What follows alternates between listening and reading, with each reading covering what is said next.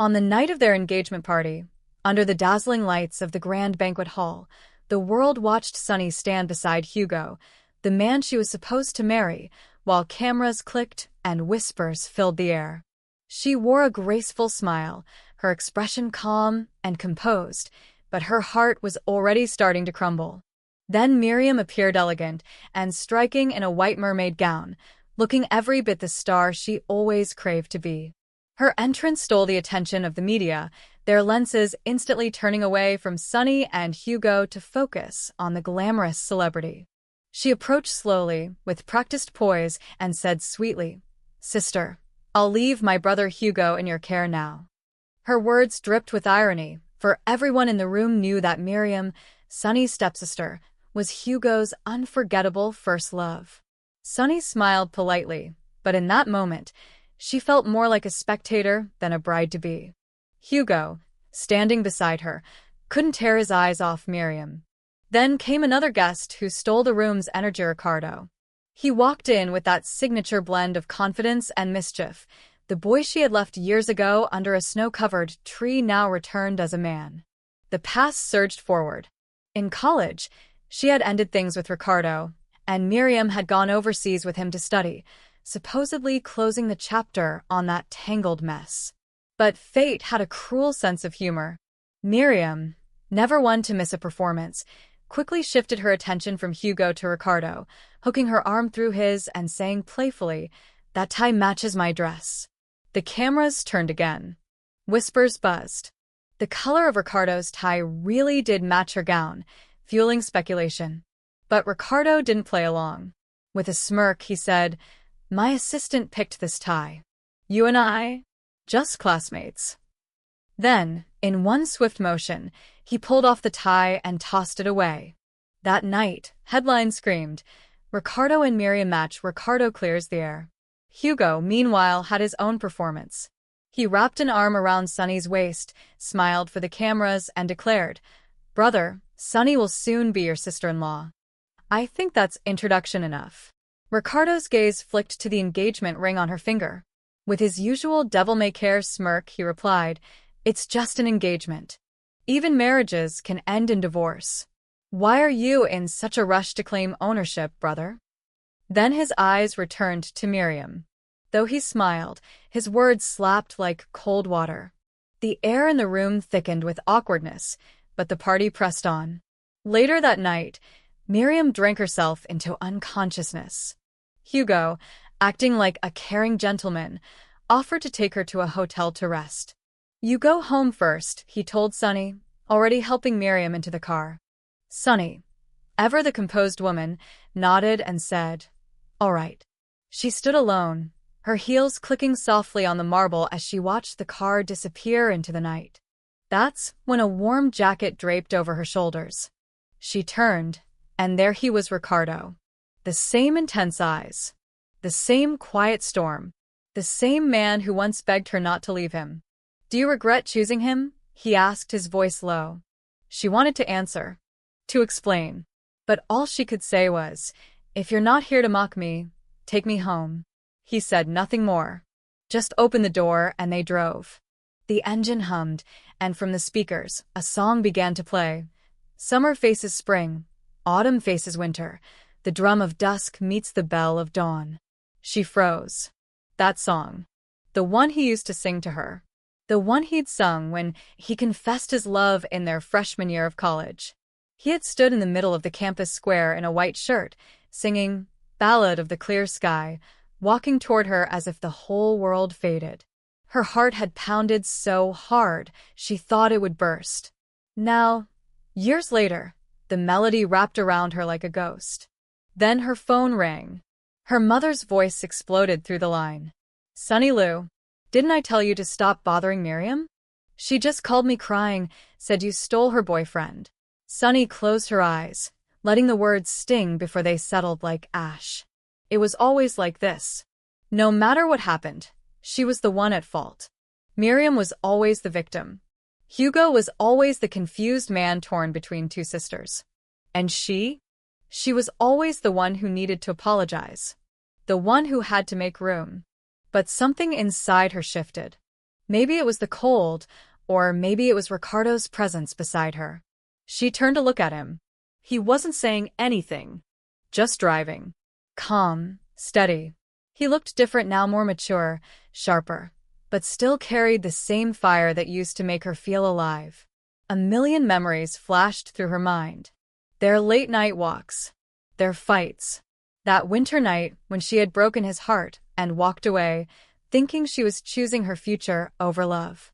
And now, as fate brought him back into her orbit, she realized the irony.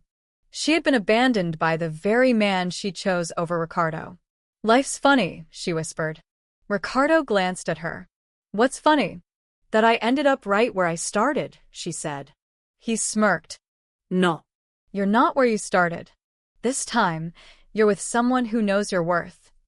The silence after that was heavy, but not uncomfortable. When he pulled up in front of her apartment, she didn't move.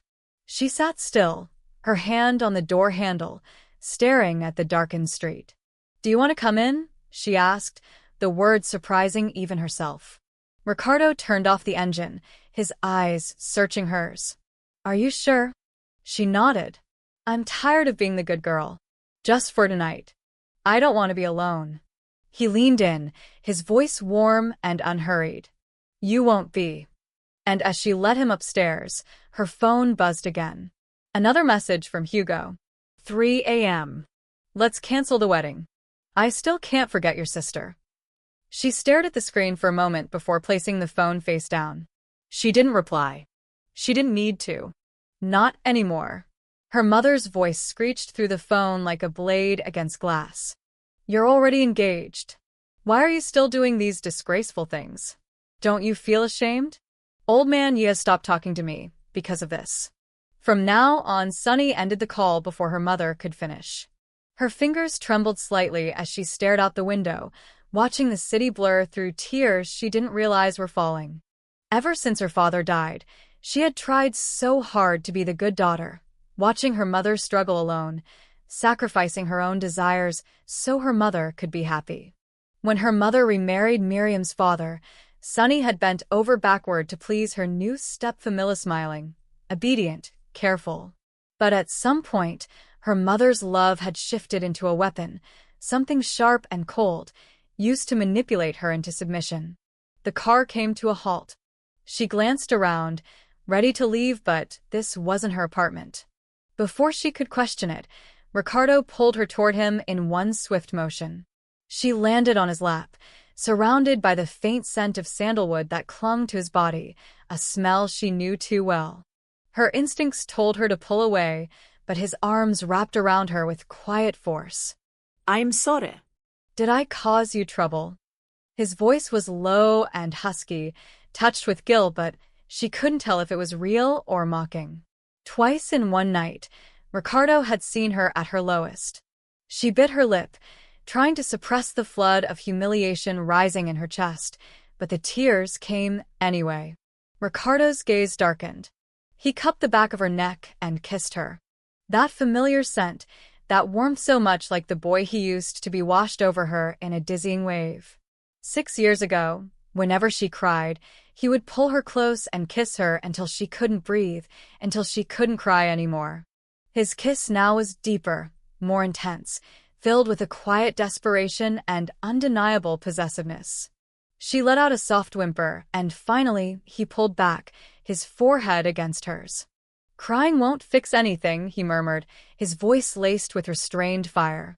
"If they've hurt you, hurt them back. And Sunny, I don't care if you use me." His words didn't disgust her. In fact, they stirred something dangerous. He took her home, his home. As soon as she stepped in, that same sandalwood scent wrapped around her like a memory. Years ago, she'd told him she loved that scent. She'd even grown addicted to it. The realization that he had prepared all this beforehand sent a chill down her spine. When she turned, Ricardo was already on her, pinning her gently but firmly to the wall. A smirk played on his lips. "If you want to run now, it's too late." She clenched her fists, nails digging into her palms. "You planned this," she accused. He leaned closer, breath warm against her neck. "And what if I did? Your sister slandered you. Your fiancé cheated on you on your engagement night and you want revenge. Before she could answer, his mouth was on hers again. His kiss was rough, urgent, and he swept her up into his arms, carrying her to the bedroom. Somewhere along the way, her engagement ring slipped off unnoticed. She made a move to retrieve it, but he held her down. "Sonny," he whispered, voice rough, "after all these years, have you ever thought about me?" She couldn't speak. Her answer came in tears and silence. He didn't wait. He kissed her again. "Because I've thought about you. A lot." Her chest tightened. She had missed him too. The man in front of her wasn't the naive boy she once knew. His touch was confident. Practice at it made her nervous. Ricardo sensed her hesitation and slowed, his breathing heavy. "If you want to stop, I'll stop." He started to pull away, but in that moment, she wrapped her arms around his waist and held him. "Sonny," he breathed, stunned, as she kissed him, this time her kiss fiery and full of surrender. That night, they lost themselves in each other, again and again, until the early light of dawn crept in through the windows. She stirred, sore and half asleep, recalling the wildness of the night before. Beside her, Ricardo slept soundly. She tried to slip away quietly, but his arms snaked around her waist and began to massage her absent-mindedly. She sighed. As much as she wanted to resist, his embrace felt too good. Watching him sleep, she gently traced her finger along his nose. A warmth bloomed in her chest, but she couldn't afford to get lost in it. There were more important things to do. Back at her own home, she called Hugo. He answered with a tired, annoyed voice. "Sonny, I spent all day yesterday preparing our engagement party.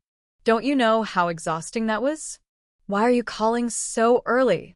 In the background, a soft, sultry voice moaned. "I'm Hugo, hold me." Sonny let out a cold laugh. "If you don't want your scandal with Miriam all over the media, come back now." Then she hung up and sent him a photo of Hugo and Miriam in the car last night, clothes disheveled, mouths locked in a passionate kiss. She'd been prepared. The moment Miriam returned, she knew this day would come. That's why she had installed a hidden Bluetooth camera inside Hugo's car, feeding straight to her phone. Hugo came storming back shortly after. She sat calmly at the breakfast table, sipping tea. In a fit of rage, he swept the dishes onto the floor, storming over to grab her by the neck. "Sonny, I really underestimated you. You dared to set me up." She smirked, utterly unfazed. "Set you up?" she repeated. "Hugo, did I force you to kiss Miriam? Did I unbuckle your pants and drag you into bed with her?" His face twisted. Then he abruptly released her. "Are you mad just because I slept with her?" he asked, taking a step forward, the sickly sweet scent of Miriam's perfume clinging to his clothes. She felt a wave of nausea rise in her throat and, without warning, she slammed her knee into his gut. Hugo let out a cry and staggered back, clutching his stomach. She stood over him, cold and steady. "If you don't want this little scandal plastered on every front page, and for buy group stock to plummet before you even walk into the office, give me the $500 million North District contract." Hugo looked up at her, face twisted in pain, teeth clenched. "Sonny. You're really something. If it weren't for me, do you really think your stepfather would have let you into E-Group? And now you dare threaten me?" Hugo's voice was a storm of outrage and desperation. "You think Ricardo coming back successful means he can protect you?" Sonny didn't dignify it with a response. She threw the North District contract at his face and walked away without looking back. As she left, her phone buzzed several times. She glanced at the notifications. Her mother had sent her a string of disturbing photos posing in dramatic agony, pretending to slit her wrists. Accompanying the images were threats demanding Sonny issue a public apology to Miriam. But what truly made her jaw tighten was Ricardo's string of messages. "Heartless little thing. You slept with me and ran off." Then a crying emoji. "Why aren't you answering my texts? You weren't satisfied last night?" She didn't reply. Instead, she calmly sent her mother the incriminating photos of Hugo and Miriam from the car. Then she blocked her. No more games. When she arrived at the company, her stepfather greeted her with a raised hand, ready to slap, but Sunny was faster. She pulled Miriam in front of her at the last second, and the slap landed squarely on her smug sister's cheek. Miriam's stunned face paled as her father gasped and rushed to comfort her. Then he turned on Sunny, pointing with trembling fury. "Ungrateful brat. I paid for your education, fed you, and this is how you repay me? Stealing your sister's man. Get out. Leave your group right now." But Sunny only smiled. A man who never loved her to begin with isn't her man. That's just Miriam's fantasy. He raised his hand again, but a secretary rushed in and whispered urgently in his ear. "Mr. Yi, we've secured the North District project. But the lead contact is Mr. He. Both he and Miriam froze. Their arrogance drained from their faces in an instant. Sunny calmly brushed a strand of hair from her face, stepped forward and whispered, "If you want to keep even a shred of dignity, retire now and go enjoy your pension. Otherwise, when I have you thrown out, you'll look like a mad dog barking in front of your own company." Leaving them speechless and seething, she walked away, reapplying her lipstick in the bathroom before heading to her next meeting. The assistant guided her across the building to the project lead's office. When the door opened, Ricardo was waiting, seated with his fingers interlaced beneath his chin, eyes calm but amused. "You're not even a little surprised," he remarked. Sunny smiled and placed her hand on his desk, leaning in slightly. "I know Hugo. He wouldn't hand over the North District project without strings attached. Which means, thank you, Ricardo. You've helped me a lot." He grinned, scratched his nose's old habit and stood up. Coming behind her, he placed a large hand on hers, his chest lightly against her back. "Only a thank you," he whispered. Her breath caught. "This is an office," she reminded him quickly. He nipped her ear playfully. "Then stop ignoring my messages."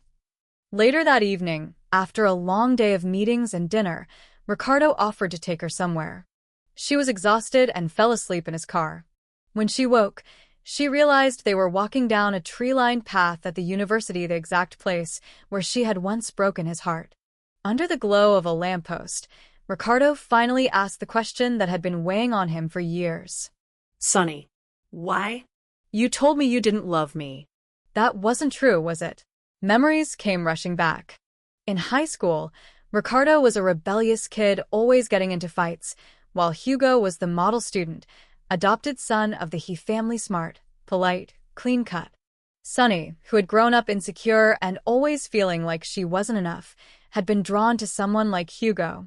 But every time Miriam mocked her at school, insulted her mother, and sneered at her background, Hugo never defended her. He would just ask her to endure it and then buy fried chicken for Miriam like nothing happened.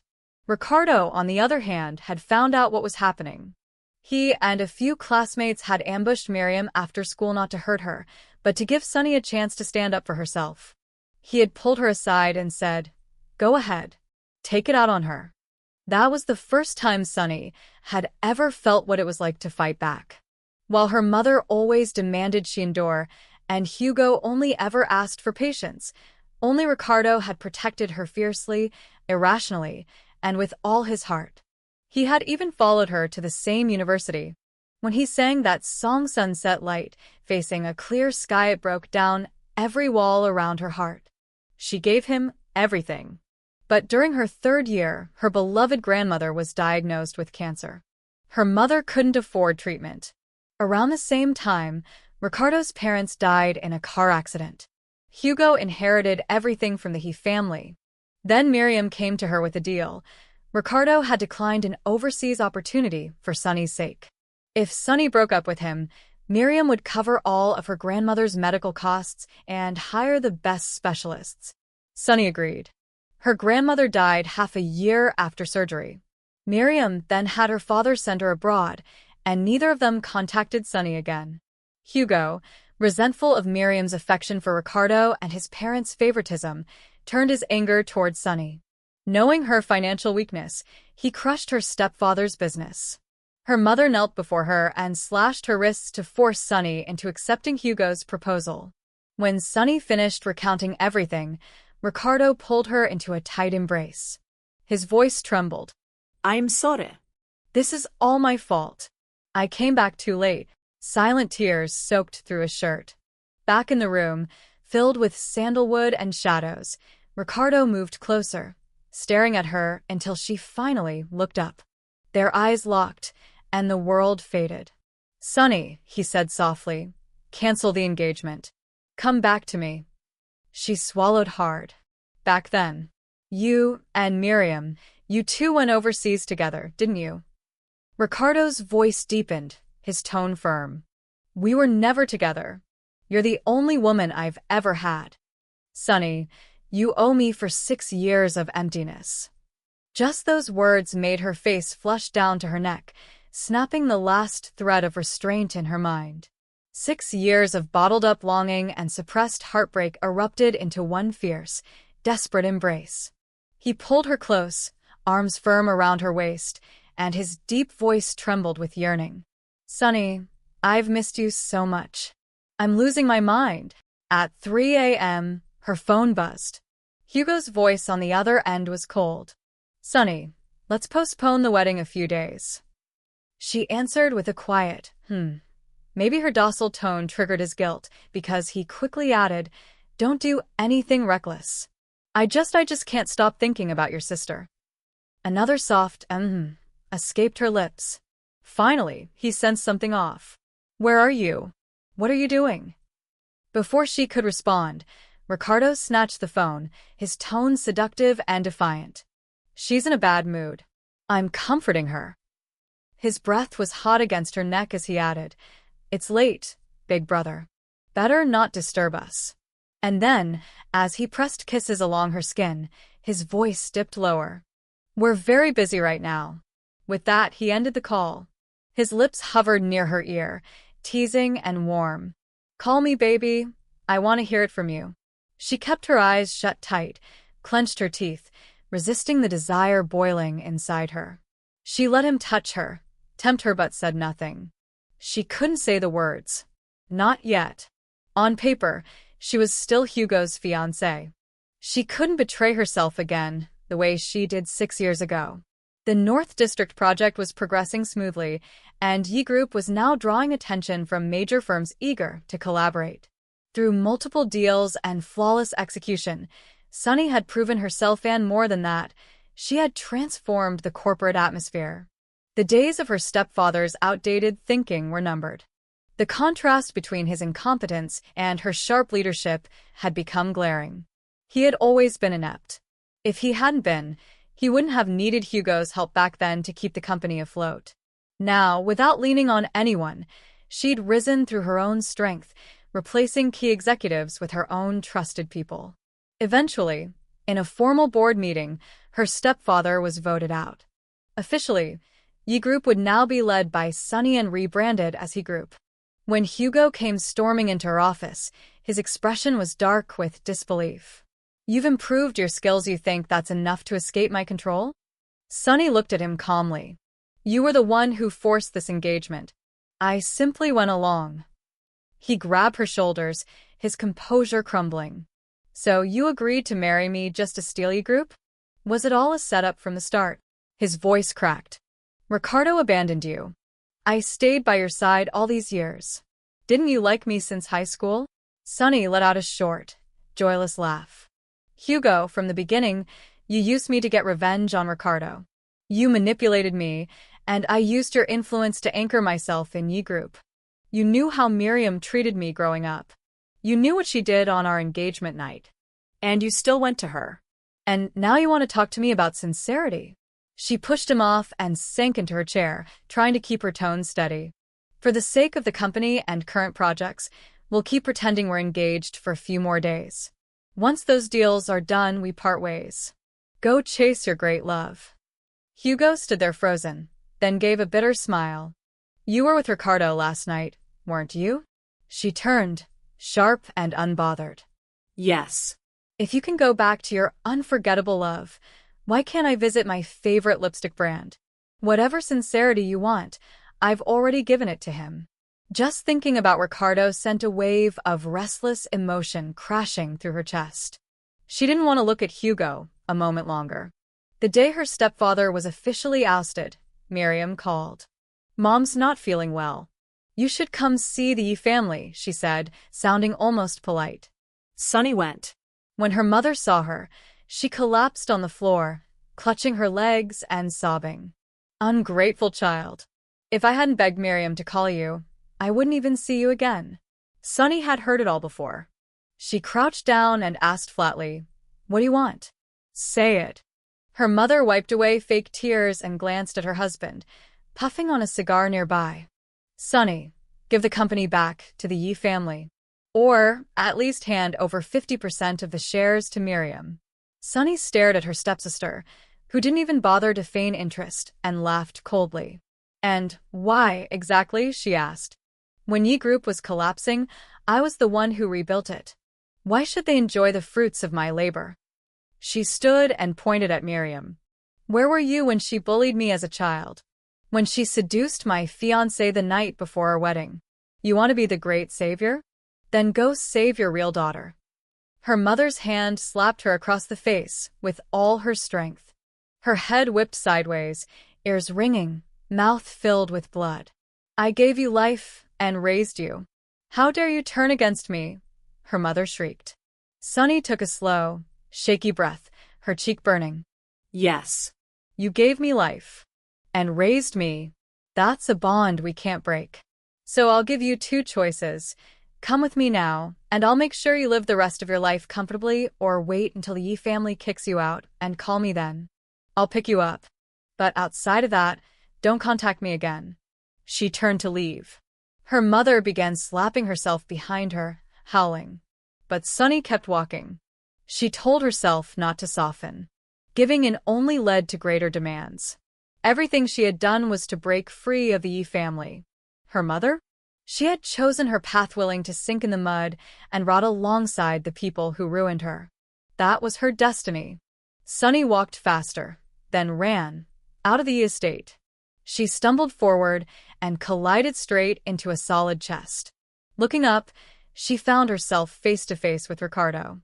His gaze landed on her tear-streaked, swollen face, and his expression darkened with rage. Without saying a word, he turned, ready to storm into the Yi house, fists clenched. But she wrapped her arms around his waist, burying her face in his warm chest. "Ricardo, take me with you. I want to leave this place." He gently stroked her hair, swallowing his fury. "All right, I'll take you away." In the car, she cried herself to sleep.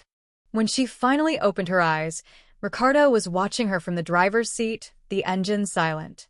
He leaned in, his voice soft. "You looked so tired I didn't have a heart to wake you."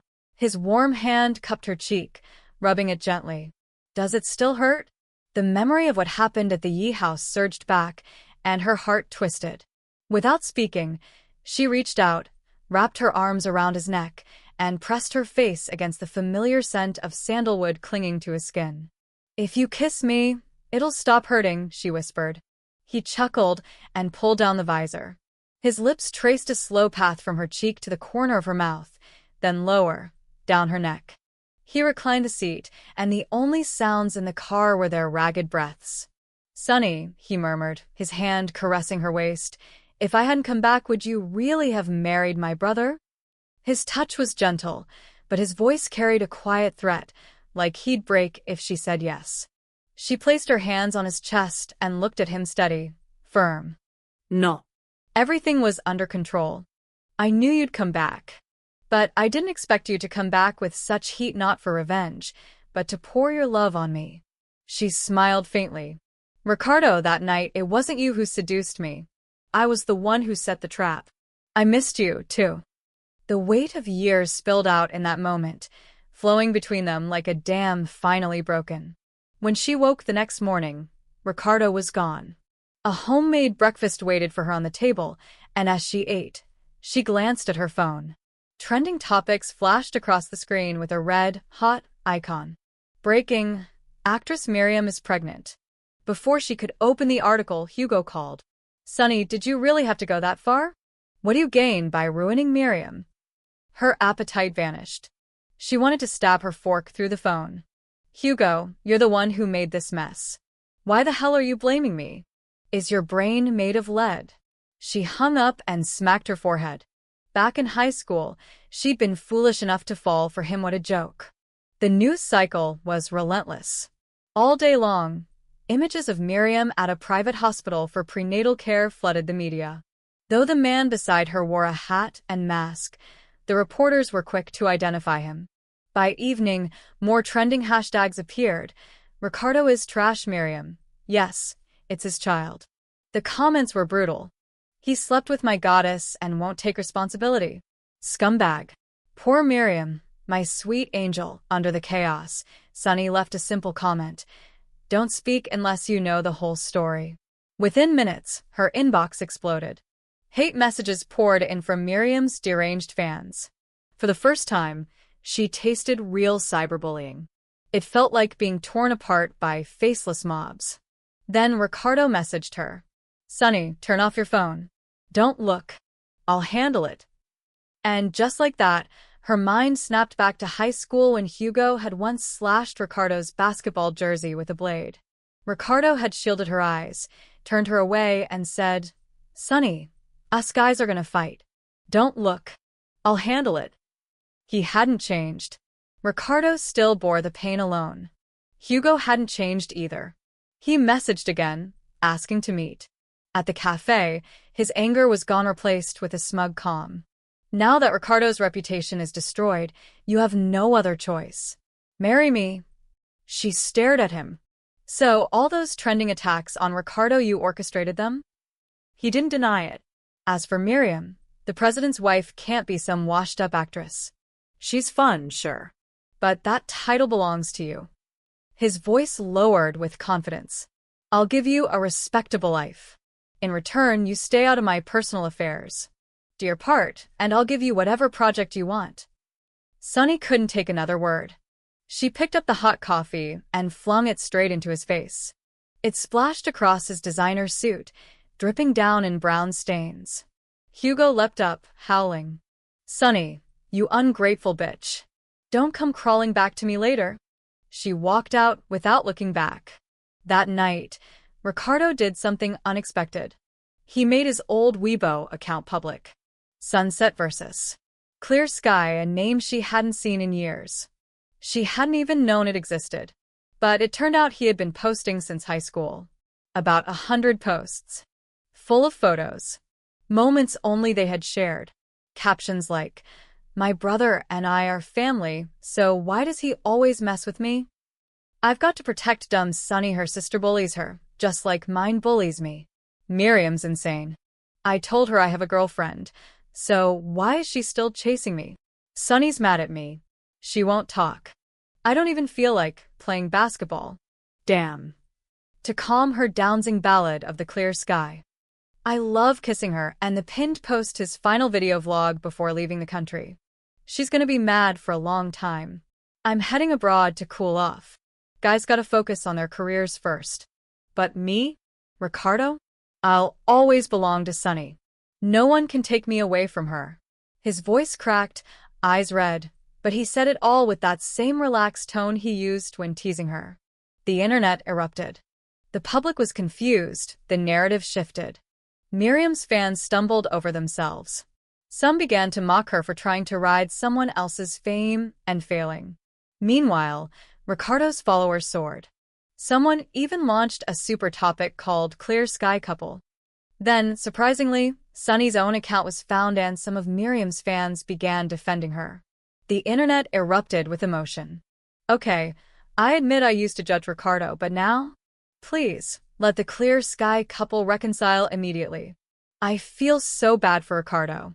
Why does his brother treat him like that? His voice when he sang, sunset facing clear sky, ugh, perfection. Miriam knew she was the other woman and still pushed forward. Whose baby is it really? Ugh. Miriam is always creating drama, always tormenting her sister. What kind of person is she? Clear Sky Couple is just too cute.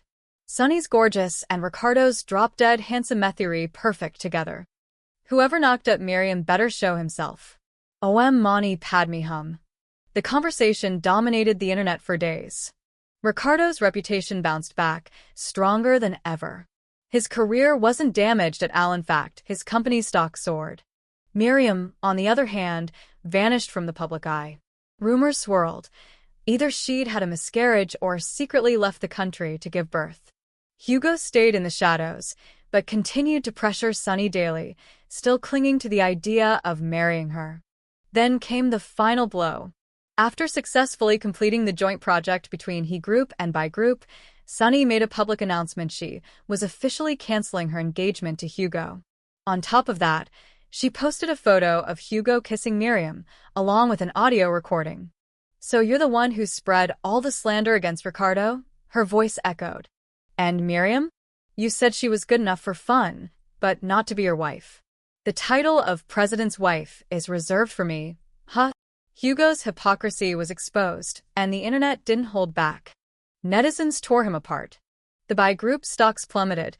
Reporters and diehard Miriam fans swarmed the company building. One day, when Hugo tried to enter the office, people pelted him with rotten eggs and threw dirty mop water on him. He never showed his face there again. Sunny seized the opportunity, scooping up several major contracts that had originally been earmarked for By Group. Then one day, Ricardo called her, sounding pitiful. "Sunny, can you come pick me up? I really want to see you." Sure. "Where are you?" "The police station." Turned out Ricardo had been investigating the mysterious car crash that killed the He parents. He'd secretly kept their wrecked vehicle all this time and discovered surveillance footage showing Hugo tampering with the brakes. Ricardo presented the evidence to the police, and Hugo was arrested. By Group collapsed. Hugo would spend the rest of his life in prison. As Ricardo stepped out of the station, Sunny threw her arms around him. "You had this evidence for a while, didn't you? You waited because of me, right?" Ricardo stroked her hair, his voice rough with emotion. "I didn't want you to get hurt. I knew you needed to root yourself in E-Group to end things with Hugo cleanly. I couldn't let you carry the burden of being engaged to a murderer. I only made my move once there was nothing left connecting you two." Her heart flooded with emotion. All she could do was hug him tightly and whisper, "I'm sorry." But her apology wasn't just words. It came with a diamond ring she slid onto her finger. Ricardo had kept his promise. He bought a bigger, heavier, more expensive ring. She thought it was a bit much, even inconvenient to wear. He smiled and said that's exactly why he chose it that way. Whenever she wore it, she'd feel the weight of it and never run away from him again.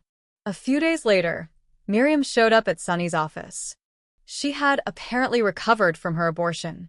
In front of everyone, she called Sunny ungrateful, accused her of stealing her family's company and playing both sides. But when she saw the sparkling ring on Sunny's finger, something in her broke. She burst into tears, hysterical. "Why, Sunny, I'm better than you in every way. Why did Ricardo choose you? Even Hugo tricked me and got me pregnant, yet the one he wants to marry is still you." Watching Miriam unravel, Sunny finally snapped. She grabbed her by the collar and slapped her twice. "Miriam, you ruined your own life. Don't you dare blame me. You were stupid to follow Ricardo overseas. Hugo? He's perfect for you. Nobody else wants him." Miriam stared back, shocked, speechless. Just then, the police arrived. Clinging to a last shred of hope, she grabbed one of the officers and cried, "She hit me. Arrest her, I want to press charges." But instead of cuffing Sunny, the officer pulled out handcuffs and snapped them onto Miriam's wrists. She had been under investigation for tax evasion over 100 million yuan. Ricardo later told Sunny that her stepfather had sold off all his valuables trying to cover for Miriam's debt. On the day Sunny tried on her wedding dress, her mother called sobbing, begging her to help Miriam.